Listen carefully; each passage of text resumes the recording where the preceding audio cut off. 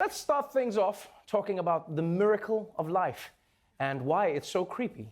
The Paris Zoo is showing off a mysterious new organism. They nicknamed it the blob. It's a yellow, unicellular, small living being. It looks like a fungus, but it acts like an animal.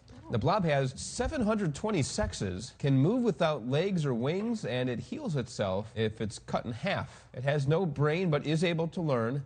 And if you merge two blobs, they can transmit knowledge to each other. Experts call it one of nature's mysteries. Okay, that sounds like the beginning of a horror movie. Like, that sounded like the news report everyone in the horror movie ignores 10 minutes before the blob takes over the town. And also, what does that mean, that the blob has 720 different sexes? Did the blob say that? Huh? Were the scientists like, what are your pronouns? All of them. And I know a lot of people see this and they get stressed. They're like, oh my God, this yellow blob is gonna take over the world. Guys, some yellow blob with no brain isn't gonna take over the planet. Because if it tries, we have an orange blob with no brain that's gonna fight it. It's gonna take it down. Yeah, DJT. Moving on to some big international news. Egypt still has old things left to dig up.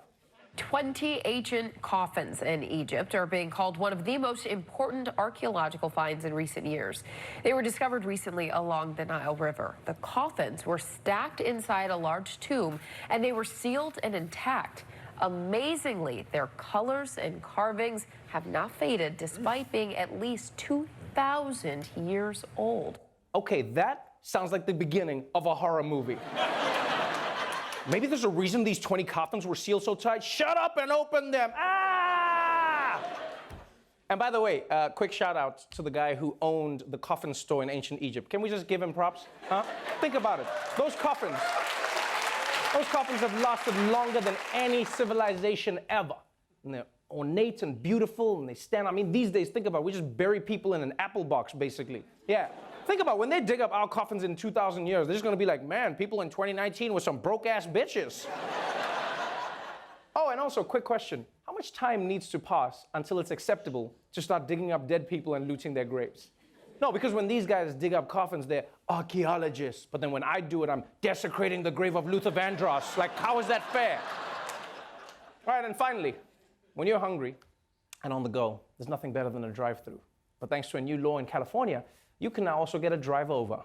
Roadkill could soon be on the menu. Yes, that's right. Roadkill. It is what's for dinner now. Governor Gavin Newsom has just signed this new bill into law. Senate Bill 395 would allow drivers who unintentionally fatally strike a deer, elk, antelope, or wild pig to take it home and cook it. It would also allow people who stumbled upon an animal carcass in the road can also keep it for food. That is expected to help hungry people across California. People are going to be taking dead animals home? That sounds like the beginning of a great romantic comedy. That is going to be adorable. She ran over his leg. He ran over her heart. But yes, eating roadkill is now legal in California. Yeah, and the owners of 7-Eleven were like, oh, was that illegal? My bad. And I'm not going to lie, this is one of the weirdest stories I've ever seen. Because honestly, I've never driven past roadkill and thought, if only it wasn't a crime. Like, I wouldn't eat a banana I found on the floor. You're taking home a dead deer? And actually, you know what I would do if I wrote this law? I would have added a part that says, if you kill an animal with your car, you have to eat it. Not you can, you have to eat it. Yeah, you see how safe the highways would become. People would be like, honey, slow down, I'm not hungry, slow down.